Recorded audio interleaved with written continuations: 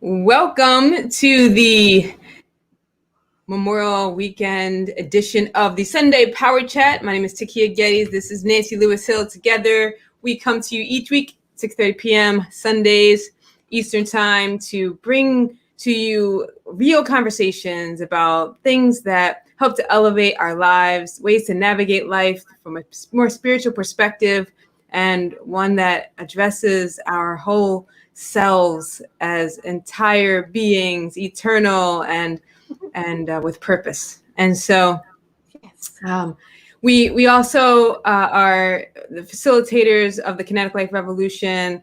I created the Kinetic Life Revolution, really to help people to, align with their essential nature. And on that path, oftentimes our internal environment can manifest in a way that causes our external bodies and our external environment in which we live to be in discord.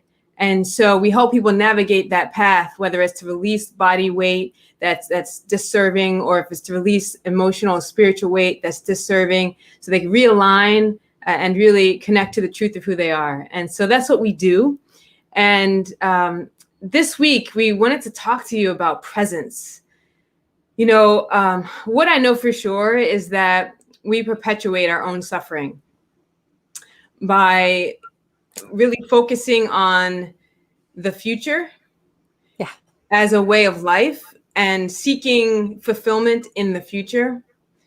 And also we focus on and we operate within the adherence of our past pain in the now. And we're in a constant struggle internally, fighting against what is, which causes us to be in discord constantly, always wanting to either be somewhere else in another time and space, or to change ourselves, or to change the environment, or to change people. And this kind of discord really disallows us to be in our joy, which is what's meant, right? This is our natural state, to be in joy, enjoying life, experiencing and being present. And so we know that the basis of this is our ego, right? We know the basis of our duality and the conflict that happens with our human selves and our beingness is based in our ego. And we know that, sometimes we deny our vastness because we're afraid of the power that we have. Truth. And so I just want to start there. Ego is not a bad thing at all. So let's not demonize it. I want to just say that about ego. We need it. If we didn't have ego, we wouldn't have a personality.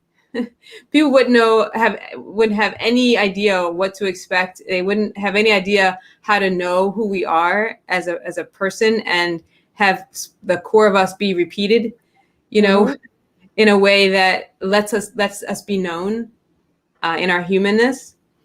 And there's still a level of freedom in that, that allows our evolution to be taking place at the same time. There's just some consistency in the way that we are, right? And that evolves over time. But our ego doesn't like to evolve. Our ego doesn't like to change. Our ego does not like when we aspired for more. Any possible growth would lead to its death. And certainly if we changed our minds and accepted our greatness, we'd be in trouble. The ego would be in trouble. And so it fights to stay alive, right? It fights to keep things just the way they are. And so it fights to keep us in our past, or it fights to keep us thinking about the future. That way it knows that it's still going to be there. Well, right? Yeah. And it's there to protect us from crashing and burning, even if it's not really what's going to happen. Right. Yeah. So we need it. So, we're not demonizing it. However, we want to look at it for what it is and acknowledge the role that it plays in our ability to move into purpose and to diminish our suffering and to enjoy our lives. So this week, I'll just talk from personal experience. This week, so I've got a lot of things going on. So many discs that I'm spinning, right, on these poles. spinning. I have this centripetal force, and I got a lot of things going on. Mm-hmm. And so, and I'm a free spirit, so I really like to just go with the flow. However, there needs to be some structure in place so that there's time spent in the best possible way, like most effective way in each of the things that need to grow and be moving forward. And so I'm finding, that one, I love to dream. I love to dream. I love to visualize. I love my imagination. So I find myself wanting to go there, wanting to imagine, all the possibilities, and work backwards and get very detailed about what to do. And, my mind wants to do that. Mm-hmm. The thing I know also be true is that the details are none of my business, that I just need to follow the nudges and do what I know now. Mm-hmm. And not really worry about step 6, 7, 8, and 27. So, that's the work, right? That's the work to kind of stay in the now, in the present, and in the space of what's the next right step that's going to, give me the feeling of moving more forward, or moving something, growing something in the way that it feels best to grow it. And, sure. and really that's an allowing, right? It's the nudging, it's the allowing, and then mm-hmm. it's the taking action when you're feeling inspired. It can be challenging because, you want to keep doing. And so specifically the thing that has been the challenge for me is that because I'm doing so many different things, and I know that to build mastery in things, they need repetition and they need practice. So finding time for all those things, and then in between not having to do anything. Like in between being able to sit quietly and not pick up my phone and play any of the games on there, or busy my hands or busy my mind, or take myself mm-hmm. out of this space of nothing to do. I fulfilled the time commitment that I made to do that thing. And now I really just want to be quiet and go inside and allow, and maybe just not do anything. Because this time for self is one of those things that I know can be a pivotal kind of engagement for people. Because if they don't do it, what happens is 10 years go by and they've been so busy and they weren't paying attention to their internal landscape, and they end up sick, or they end up totally stressed, or they end up with a pain that was nagging that turned into something worse. Those little mm-hmm. nuggets, those little nudges they were getting turned into big firestorms. Those little flickers or sparks of things turned into, California rainforest, Amazon, blow-ups. So, right. So it's in these moments that we do those check-ins. It's in these moments that we allow ourselves to just really just be, and to feel, and to check in, right? Instead of mm-hmm. keeping busy. So that's been my specific noticing about myself, observing my desire to be busy, even in between the busy. Yeah. And that's new, because I usually am totally a chillaxer. I'm easy to chillax, to just veg and in between things. But I think because of the number of things that's happening and the energy and my desire to, go, I'm feeling that. So I've been very, very intentional about noticing that without judgment, and then shifting it gently. I like that. I like that you sharpen me in many ways. And one of the things that I appreciate about what we do together is you have a great way of verbalizing what it is that I often feel. Similar. I don't feel your feelings. It's not, those are yours, but I can see that I am in a space where I'm trying to do all the things. And I think with creatives, I think this happens. I think we get excited about what we're creating. And what happens is creativity leads to creativity. That's how inventions happen, right? You have an idea and like, all right, let's build an arm that can reach that. I was like, oh, wait a minute, but if the arm can do that, can it do this? And so, and like, and so we end up in a space where like, I can't do all of this at once. Hold on, wait a minute. Stop looking at all the places and all the things right now. I mean, they're all good. It's not that you shouldn't dream. It's not that you shouldn't look at other spaces, but we just get so excited. Yeah. Because of it's like I figure if we were 6 months old and could speak, I would bet that a 6-month-old would say exactly what we're saying here. Yeah. Like everything is like wide open, amazing. Like the first time I've ever seen the world in these colors, and all the people that I can help, and all the things I'm able to, like, all my dreams I can make work. And yep. Yep. Yeah. You know, when you realize that life is really a playground and you can do anything, it's almost it's a lot of options.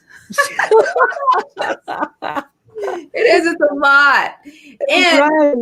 And so, you know, and so what I did to help myself out and to create that structure was identify what my priorities are. Identify what my priorities are right now. Like, what am I creating right now? What's the priority? And I end up with three things that are important, because just the timing, and then I thought about the energetic commitment and what that would mean and how that could look. And I'm testing it out because it's a trial and error thing. You have to, so I plugged into my schedule. So I identified the priority, then identified one thing that would be efficient to be doing on a consistent basis for each of the priorities, and how often I would need to do them every week. And then I scheduled them. And I'm just testing it out to see how it works. Because in your heads, and even conveying that onto paper, it sounds logical and strategic until you're actually living it. And you're like, well, I didn't realize I was going to be so tired by this time of day. Like, I have those hours still available, but whoa. Yeah. And my bandwidth is like, that's not my best time for creativity. It's not, the timing isn't good. Like, it either needs to move, or I need to let it go, or I need to shift the commitment. So that's the process I'm in right now, because this is the kind of process I go through many times in my life, right? Because it depends on what I'm focusing on at the time. So right now I'm creating 3 specific things, and that are important to me, and that require incremental progress to be made on them. That's not something I can wait to do. Like, they need to be moving forward now in order to become what they are, And so I'm doing the checking in. I'm testing it out to see how it works in my life, and I'll reevaluate after next week. I'll have spent a solid 2 weeks, with attempting to make these priorities and these single steps forward repetitively happen. And I'll know what I need to do and if it's working or not, And I think it's an important piece what you added in there. And it did, maybe if you're watching this, maybe it didn't jump out to you as it did to me, but I want to share that it's the getting still. Yeah. And being able to determine what is the focus, what is it that I want to have happen. All of the things that we're trying to do may have a place in what we're trying to create, right? But does it have to have a place today? And does it have to have a place? Is it the right place and time for it to happen? As you said, when you can determine this is not my brightest hour. And then it's okay to back it off and reassess where you want to do it. Yeah. For example, you won't know how much energy something takes until you're in it. And it doesn't have to take physical energy, but mental energy. When you're growing, that's why babies need naps. Yeah, totally. They're like, everything's happening in their mind is just like, oh, I need to just nap and let all the things happen in there that happen. Right. And if you don't take that into account, and then you don't give yourself the grace and the kindness to say, I didn't count on this, so now I need to back it down, or I need to reassess how I lay it out so that I'm effective. then you do yourself a disservice, Mm-hmm. and you don't actually get to do the things that you want to focus on Mm-hmm. with as much joy and power that you can give it if you reassess. Mm-hmm. So you said that, and that's important. It's that whole getting centered with what is it I'm trying to do here? Why am I fighting something? What is the fight that I'm fighting here? What's going on? Because Yes. something's not working. So that was powerful for me. And so the noticing of the wanting to be busy and having to consciously not be busy in between, also manifests itself in, as irritability, as, like old paradigms, old habits coming up. Self-sabotage can bleed in there, but I notice for myself, it's like little things in traffic, people in traffic. I'm like a little annoyed that you're going so slowly that I can't get in front of you or behind you. And I really need to get over.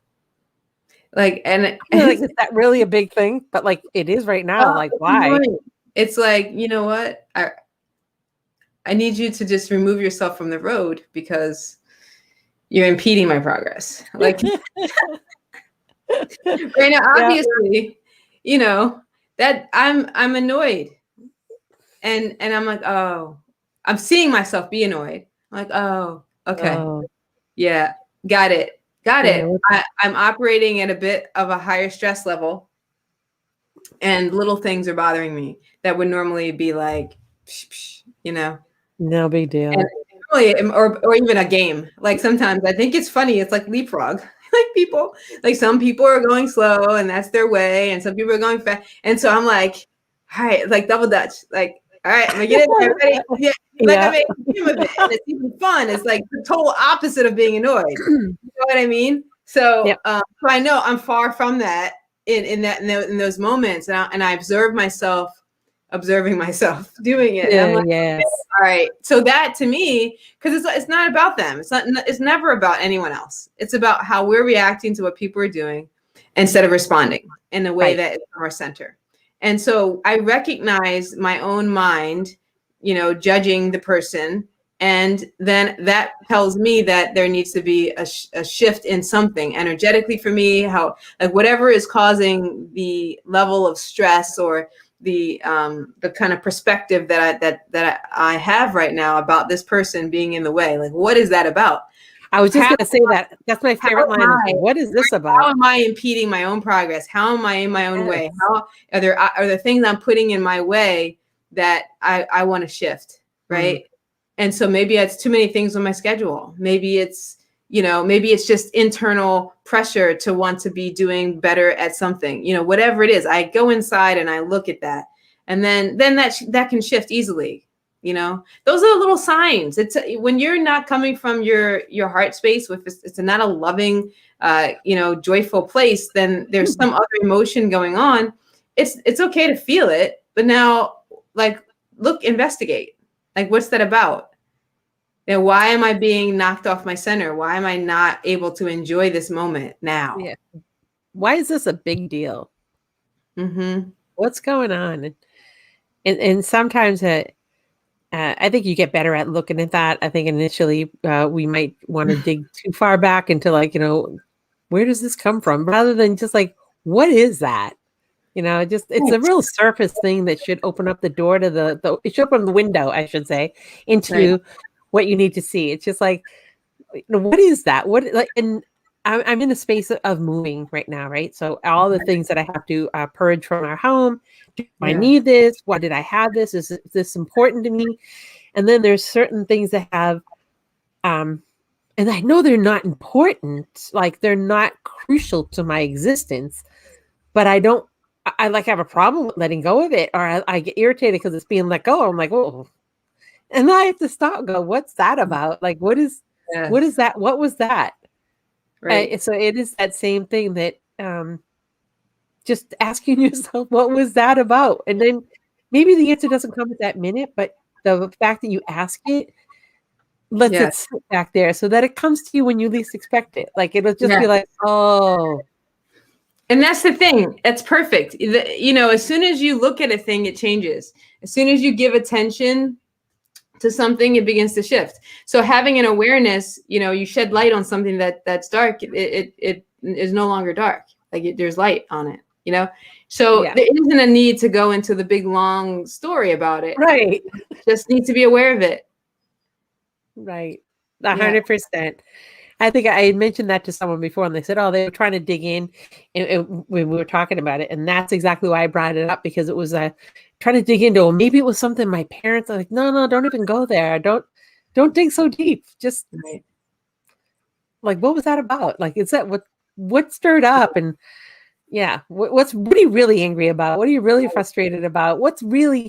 Where's the burr in your saddle? What is it? I will say that. Oh, I'm sorry. Were you finished? That's okay. I was going to say that I was just going to expand upon it. And like, sometimes you find out that the burr is something very, very simple. It's a simple fix, and it is always within yourself. Yes, 1,000%. I returned to active listening, and now I have to remember what I was going to say.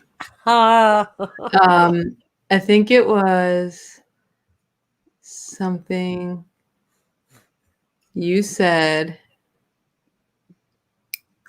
Oh, I know. It's about digging deeply. So, that I will say that when in relationships, those are the most intense opportunities, I would say, and the juiciest opportunities for us to dig deeper, and to look at those deeper pain patterns that get, sparked and pressed on. Our buttons get pressed in relationship when we are surrendering and are open and vulnerable in relationships, it doesn't matter whether it's friendships or if it's in familiar relationships or romantic ones, really opportunities, right? So we've just been talking about, kind of ourselves with ourselves, which is a relationship, and just saying you don't need to go down the whole rabbit hole of the whole history, because you'll never find the beginning. It's like a thread that begins, deep within the whole of the universe. There's so many possible ways that whatever patterns you have manifested and began to develop. And the truth of the matter is that whatever you're working to release will need to be released through an engagement at a different level of consciousness than it was created anyway. So it's really just working on a lot, expanding your consciousness and becoming more aware, and that's how we do that. So in relationship, it can be a really great tool to say, hey, babe, I apologize, for the kind of unloving energy that I spoke to you with. What I was really feeling was this. And I think that at the root of it, it was actually this. And what I request is this, and what I can offer is this. And then you stand together on the same side, looking at the thing together, right? Not as opposition, but together. Hopefully you've joined in a union that is, was done so with an agreement that you're doing it for spiritual growth, and this is what happens. This is how you grow together. You give each other the space to be exactly who you are, and give each other the space to evolve, and have a willingness to listen when someone's working and navigating their stuff. Because that's the purpose. It's going to come up. So you can't just jet. As soon as something feels like bad, doesn't feel good to you, you can't just roll out. You can't call it quits. That's the good stuff. And that's kind of the agreement you make. All right, well, let's look at the stuff that doesn't feel good together, and let's figure out, how that can help us to expand. Like, I love is that phrase. Let's look at the stuff that doesn't feel good together. Yeah. Like that's what a really good relationship is about. To me, that is a strong relationship that says, I know this is ugly, or this is messy, but I'll just stand here with you and we'll look at that. And we'll try to, let's understand it. Let's let's live with it and work with it and get past it together. Yes.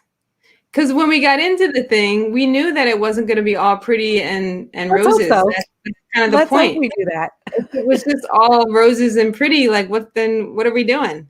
Like, we're not Right. growing. That's not how growth happens. Growth just doesn't happen in the garden.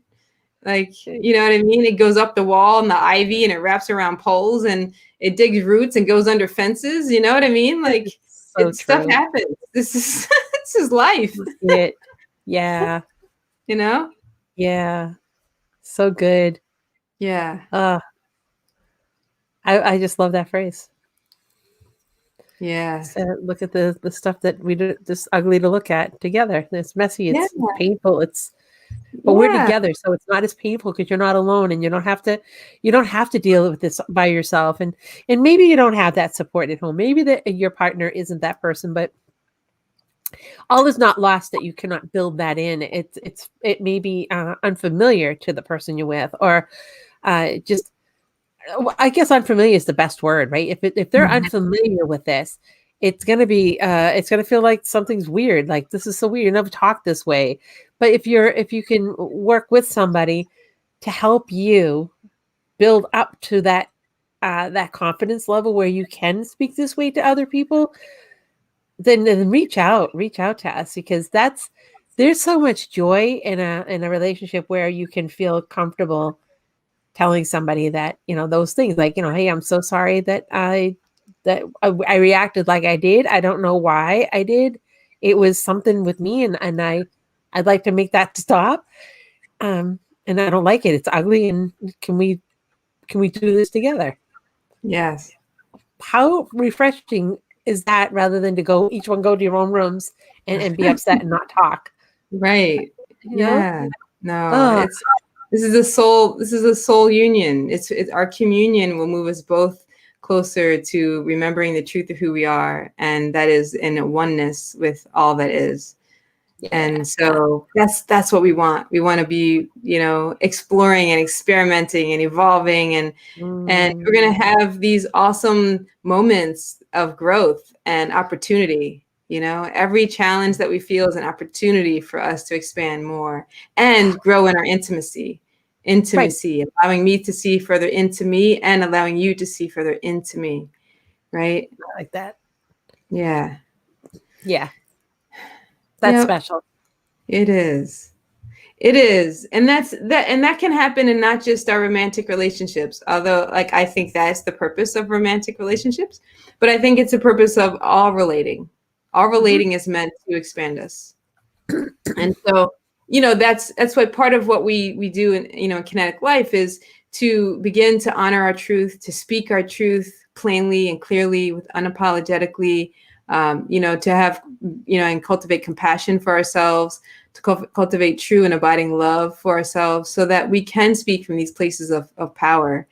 And these opportunities that we create when we speak powerfully also give space and opportunity for others and those around us to heal, Yeah. And so we heal through witnessing and being witnessed. Side benefits, so worth it. Yes. Yes. So, I just want to offer that, bringing yourself back to presence really is a gift to yourself, and it's a gift to those around you, because, what people often are craving is to be seen in engagements with you. And, I'll share this kind of way that something showed up for me. So a lot of times our requests are based on surface wants rather than our true desires. And sometimes those true desires don't become clear until we're in the midst of receiving. And so I've been doing some rearranging in my space and going through old boxes and just clearing out clutter and kind of reorganizing things. And it's not something I enjoy doing by myself. And as long as I can remember, like, I just like company. Even if you're not doing anything, I just like you to be sitting there, and I like to talk.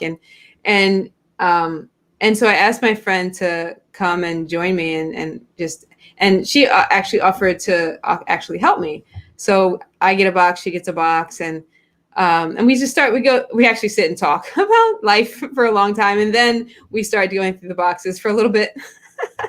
but that's the thing. What I think part of my observation of myself in that request, although I asked for help in just being present with me while I'm doing this thing I don't really enjoy, what I also know is that underneath that I seek connection. And we actually are getting to be even better friends because we dive into such real conversation in this time that we wouldn't have spent together otherwise if I had not made the request. Right. So I'm getting so much more than just someone helping me organize my space. I'm getting a deeper friendship from it, which is, I think, my underlying desire all along was to create more intimacy in my life. Right. You know, which is actually something that I set, in motion some time ago, but now is unfolding in these little ways. So see that? Yep. And it's an evolution of realizations. I think it's what you're just summary of that is just being willing to say that there's something more to what you want, being willing to say that and ask yourself, so why was that important to me? Why? Because it's surely you're capable of doing it by yourself. Surely there's not like a problem where you can't lift it or you can't make a decision, but so it's like, that isn't it. So obviously there was something more in there. And that's a strong place to come in and say that, just because I want to have a connection with somebody and touching your stuff. And while you're talking, it's like you're letting somebody touch your stuff. I know. I'm letting someone in my sanctuary and touching my stuff. I know. Right. It's like, I trust you. I care about you. You're my friend. Like, it's saying a lot. And yeah. I love that. Yeah. Well, good on you. Yep. Congratulations on that. Thanks. I'm glad you enjoyed that. we all do things like this all the time. We do these things where we have this surface request that feels very real, and it actually could lead to something productive like this is. However, underneath of that, like we are motivated by to fill certain needs too, like connection, right? It's a big need of ours as a human. And so, yep. So this feels like a good landing place. It definitely just like kind of encapsulate the topic overall, just by saying, that we started out talking about the power of now and bringing ourselves into presence and what a gift that is to ourselves and those around us. And part of that is about, allowing ourselves to be in the moment and not focusing so far into the future that we're basing the potential of our fulfillment on something that may or may not happen later on, but we're allowing ourselves to be in joy now. And we're being aware when we're carrying our past into the now and focusing on that so much that we allow it to blind us and keep us disconnected from our power. And so this topic could be something we talk about for hours and hours on end. There's so many layers here. But we brought up some really good points, I think, about intimacy and allowing and being aware of how we're being and how that points to places of healing for us and places of potential shifts that we like to make in our lives to be in a better accordance with our truest desires and our flow. Anything else you want to add, Nance? I don't have a whole lot to add. I want to just remind you that you are amazingly made. So some days this phrase really sets in heavy for me and in a beautiful way, deep. And today is one of those days that if no one in the entire universe was designed to be you except you, if that's true, which it is, and we believe it, which I hope you do, think about how much fun that is. No one can tell you that it doesn't look like this because there is no other this but you. So go be amazing. Go design what it is that it is you. Celebrate it, enjoy it, and examine it so that you can know it better. Yes. Yes, all of that. And know that you are more than enough. You are necessary to the unfoldment of the cosmos. And we love you. All needs met. And let's say I'll see you next week, same bad time, same bad channel, 6:30 Eastern time. We would love to hear from you. We would love for you to join us in our community if you are wanting to be on this path with us. If you know that you're on a weight loss journey, whether it's spiritual, emotional, or physical, and you know that just a plan of eating is not what you need, but you need all of it. You need to be addressed as a whole person and bring harmony to all of your bodies, bring harmony to your life. We are here for it. So, and this is what we do. So we'll actually drop the link to our community down below. And just wishing you a wonderful rest of your Sunday, and we'll talk to you real soon. Peace and love.